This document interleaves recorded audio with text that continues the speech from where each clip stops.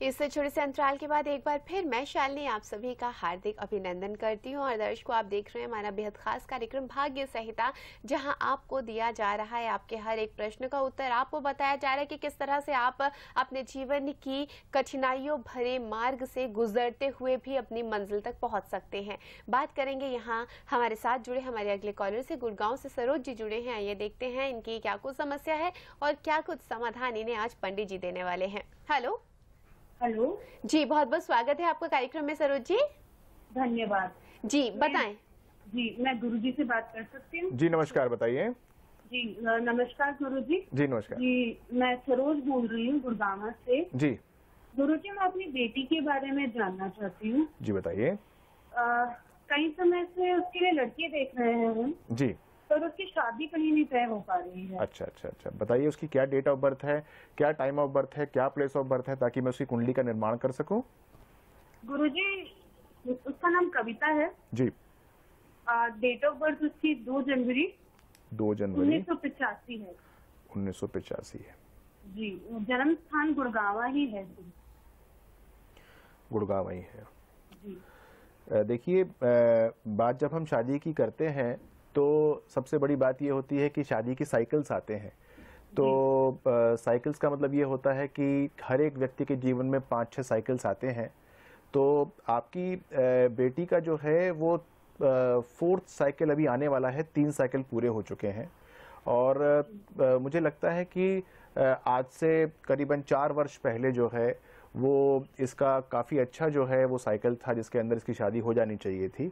तो उस समय शादी इसकी हुई थी या कोई ऐसी बात थी कोई? गुरुजी देखिए, शादी तो हुई थी इसकी। अच्छा, शादी हुई थी जी, लेकिन तलाक हो गया, मतलब अलग हो गई है अपने पति से। अच्छा अच्छा अच्छा। देखिए, मैं वही कहना चाहता हूँ कि जो इसकी कुंडली का मैंने निर्माण किया है उसके अंदर केतु जो है वो प्रथम भाव में बैठा है और जो राहु है वो सप्तम भाव के अंदर बैठा हुआ है और कुंडली के अंदर वीनस और चंद्रमा की युति है।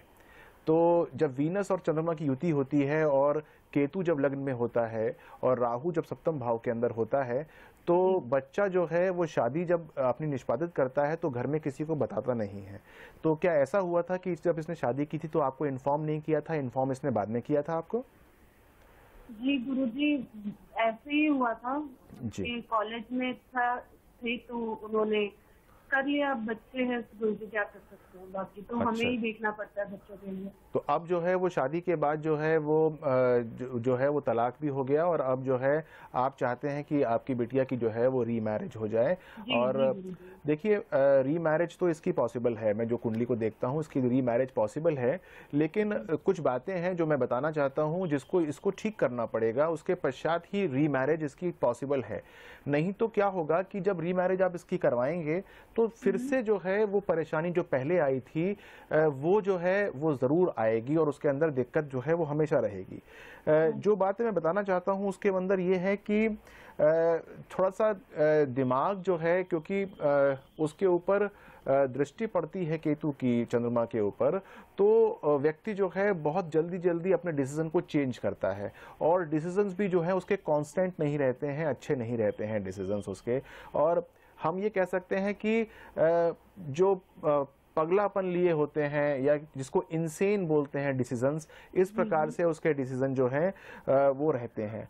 और दूसरी बात यह है कि ऐसे व्यक्ति जो है वो अपने लाइफ पार्टनर के साथ कभी भी खुश नहीं रहते हैं। तो हमको थोड़ा सा ध्यान ये देना चाहिए कि जब हम अगली बार शादी जब निष्पादित करें तो इसकी कुंडली को जरूर मिला लें, अन्यथा इसकी कुंडली में यदि जितने भी जो नेगेटिविटी है वो फिर से दूसरी कुंडली के ऊपर हावी हो गई तो हमको दिक्कत आनी आरंभ हो जाएगी। दूसरी बात यह है कि इसके जो अपने भाई बहन हैं, जो लड़की के अपने भाई बहन हैं, उसके साथ भी इनका जो है झगड़ा इत्यादि रहता होगा या उनके साथ भी इनकी कम बनती होगी, वो भी थोड़ा सा हमको देखने वाली बात है, वरना वो आगे जो है वो इनको दिक्कत देंगे। दूसरी बात यह है कि सोचने की इसकी बहुत ज़्यादा है, ये बहुत ज़्यादा सोचती है। लेकिन सोचना तो हर व्यक्ति सोचता है, लेकिन जो जो थिंकिंग है वो हमेशा नेगेटिव हो जाती है, वो हमेशा जो है वो एक नेगेटिव एंगल लिए हो जाती है, और ऐसे व्यक्ति जो है वो बाद में डिप्रेशन के शिकार भी हो जाते हैं। तो यदि अभी तक डिप्रेशन की शिकार नहीं हुई है तो हमको इस परेशानी को भी थोड़ा सा कंट्रोल में लेना पड़ेगा, वरना ये बच्ची जो है वो परेशानी में आएगी, और यदि वो परेशानी में आएगी तो आप लोग माँ बाप होने के कारण भी परेशानी के अंदर आ सकते हैं। इसकी जो सबसे खराब बात यह है वो ये है कि इसकी कंपनी है, जो इसका सर्कल है जिसके अंदर ये मूव करती है, वो सर्कल इसका ठीक नहीं है, यानी कि वो हमेशा नेगेटिव फीड करते हैं इसको, और जिसके कारण से ये जो है अपनी बातों को आप लोगों से थोड़ा सा छुपाती होगी, और उनके साथ जो है वो हमेशा उन्मुखता के साथ रहती होगी। थोड़ी सी ये बात भी तो इसकी थोड़ी सी हमको ठीक करनी है। और दूसरी बात ये है कि इसकी हेल्थ जो सबसे ज़्यादा इम्पॉर्टेंट है, कि इसकी हेल्थ जो है वो हमेशा थोड़ी सी हल्की रहती होगी या एवरेज से कम रहती होगी। अगर हम 30 दिन एक महीने की बात करते हैं तो 30 दिन में से 10 दिन जो है ये अपनी हेल्थ के कारण परेशान रहती होगी, और वो परेशानी जो है वो डॉक्टर के पास जाने से भी समाप्त नहीं होती होगी, यानी कि आप लोग जाते भी होंगे, इसका इलाज भी कराते होंगे, लेकिन वो जो है वो परेशानी जो है इसकी समाप्त नहीं होती होगी। तो ये सारी चीजें जो मैं आपको बताने की चेष्टा कर रहा हूँ, ये आपकी बेटी की सारी की सारी एक ऐसी बातें हैं जो कि हमको थोड़ी सी ठीक करनी होंगी, और यदि हमने इसको ठीक नहीं किया तो केतु जो लग्न में बैठा हुआ है और जो राहु बैठा हुआ है वो आगे भी पूरी तरीके से एक्ट करेगा। अब उसका सबसे अच्छा तरीका क्या है जिससे कि ये बिटिया जो है वो अच्छी हो जाए, उसकी जो बैड कंपनी है वो सही हो जाए, आपकी बातों को मानना आरंभ कर दे, अगला जीवन साथी जो है वो आपके कहने से चुने, और जो परेशानी इसको पहले हुई थी वो परेशानी इसको ना रहे। उसके लिए सबसे पहले तो उसके गले में आप एक मूंगे की माला डलवा दीजिएगा, एक मूंगे की माला। एक मैं लिख लेती हूँ, आप लिख लीजिए इसको। बहुत अच्छी बात है कि आप जो है इसकी एक मूंगे की माला जो है इसके गले में डलवा दीजिएगा। मूंगे जो हैं वो 108 होने चाहिए, छोटे छोटे होने चाहिए। उस मूंगे की माला से इस बच्ची को जो है वो मंगलवार को मंगल के बीज मंत्र का 108 बार जाप करना है, और वो मंगलवार को सुबह स्नान आदि करने के पश्चात मूंगे की माला अपने गले से निकालकर, और वो जो मंगल का बीज मंत्र है अब वो कहाँ मिलेगा, वो आपको मेरी वेबसाइट पे मिल जाएगा। आप मेरी वेबसाइट पे लॉग ऑन कीजिए, आपको मंगल का बीज मंत्र प्राप्त हो जाएगा। उस मंगल के बीज मंत्र को जो है वो 108 बार जब वो उसको जपेंगी, उसके बाद उस माला को फिर से अपने गले के अंदर धारण करवा दीजिएगा। सबसे बड़ी बात तो यह है कि इसको ये काम करना चाहिए। दूसरी बात यह है कि सुबह इसको जो है भस्त्रिका प्राणायाम जो होता है वो जरूर करना चाहिए, भस्त्रिका प्राणायाम जरूर करना चाहिए, और भी कर सकती है हाँ, लेकिन भस्त्रिका प्राणायाम इसके लिए बहुत जरूरी है। ये करने से जो ऑक्सीजन लेवल है उसका संचार होना बहुत अच्छा हो जाएगा।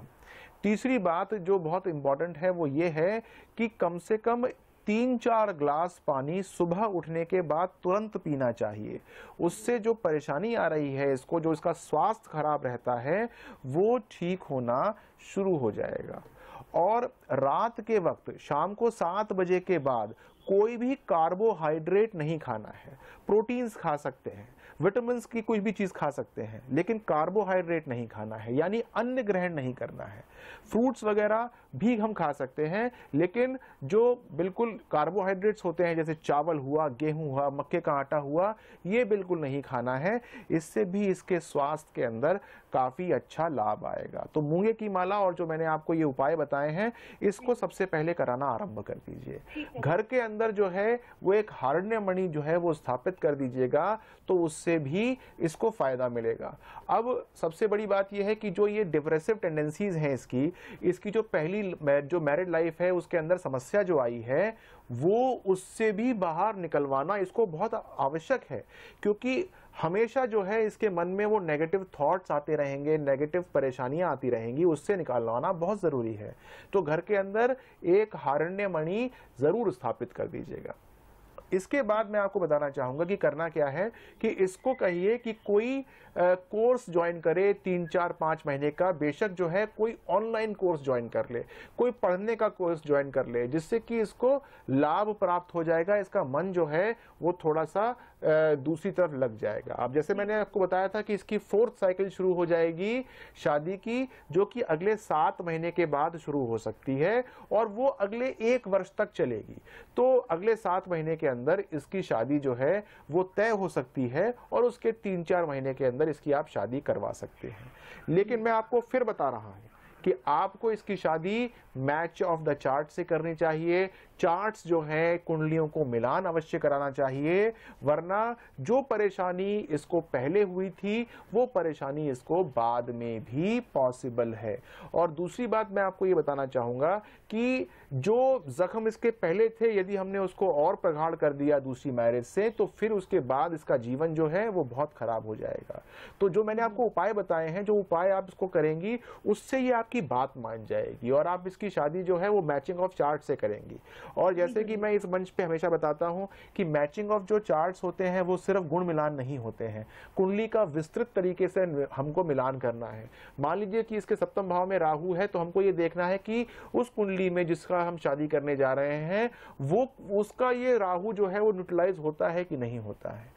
तो बहुत तरीके के मिलान होते हैं। आप सिर्फ गुण मिलान करके ये मत सोचिएगा कि हमने जो है वो कुंडली का मिलान कर लिया। और एक बार यदि पॉसिबल हो पाए तो आप, गुड़गांव बहुत पास में है बजरंगी धाम के, तो आप जो है अपनी बिटिया के साथ जो है बजरंगी धाम आइए। इसके साथ मैं एक बार बात करूंगा बैठ के, तो इसकी बहुत सारी भ्रांतियां जो इसके दिमाग में हैं वो समाप्त हो जाएंगी और आप भी काफी अच्छी हो जाएंगी कि इसका नेचर बदल गया, ये अपने भाई बहनों से मिलना अच्छी तरह से बात करना शुरू कर दिया और काफी अच्छा करना शुरू कर दिया इसने, और आपके जीवन के अंदर जैसा आप चाहती थी कि ये होनी चाहिए वैसी होनी आरंभ हो गई। ठीक है जी, जरूर गुरुजी, जरूर जी। आपका बहुत बहुत धन्यवाद जी। जी, मुझे पूरा विश्वास है कि अब कविता की शादी जरूर हो जाएगी। बिल्कुल होगी, बिल्कुल होगी जी। मैं भी कोशिश करती हूँ, मैं बजरंगी धाम जरूर आऊंगी। मैं अपनी बिटिया को भी सारे परिवार सहित हम आएंगे आप। जी बिल्कुल बिल्कुल, आपका स्वागत है जी।